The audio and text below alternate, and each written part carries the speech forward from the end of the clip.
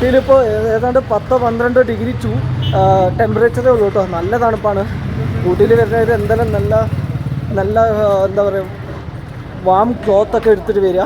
നമ്മൾ പോകുന്ന വഴി മൊത്തം ജ്വല്ലേഴ്സാണ്. ജെയിൻ സ്ട്രീറ്റ് ആയതുകൊണ്ട് തന്നെ ജ്വല്ലേഴ്സാണ് കൂടുതൽ. സിൽവർ, ഗോൾഡ് എല്ലാം ഉണ്ട്.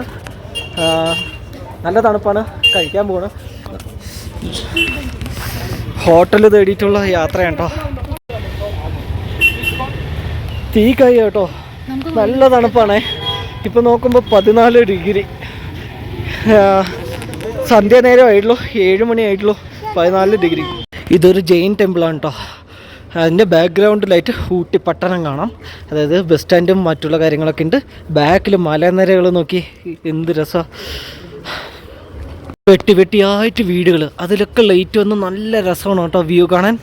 ഇതാ പണ്ടത്തെ ഊട്ടി ബസ് സ്റ്റാൻഡിൻ്റെ സൈഡിലുള്ള വെയിറ്റിംഗ് ഷെഡാണ് കേട്ടോ. ബസ്സുകളൊക്കെ നിർത്തിയിട്ടുണ്ട് ഊട്ടിയിൽ നിന്ന് മറ്റുള്ളവർക്കൊക്കെ പോകാൻ വേണ്ടിയിട്ട്. ബാക്ക്ഗ്രൗണ്ടിലായിട്ട് മലനിരകളും ഇങ്ങനെ കാണാം. റോസ് ഗാർഡനൊക്കെ ആ സൈഡ് കേട്ടോ. ബസ്സുകളൊക്കെ നിരയായി നിൽക്കുന്നുണ്ട്. ഇടയ്ക്കിടയ്ക്കായിട്ട് കുറേ കുന്നുകൾ, ബാക്ക്ഗ്രൗണ്ടിൽ ഇങ്ങനെ കുറേ കുന്നുകൾ. ഇതാ ജെയിൻ ടെമ്പിൾ ഇവിടെ കാണാം കേട്ടോ.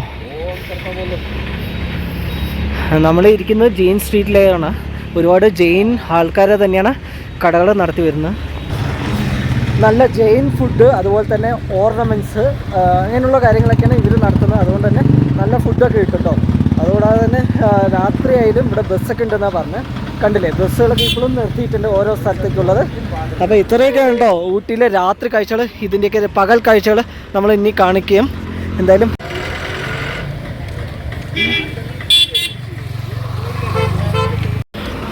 ഇതാണ്ട 12 ഡിഗ്രിയാണ്. വിറച്ചിട്ട് വയ്യാട്ടോ, കൈയൊക്കെ തണുത്തു.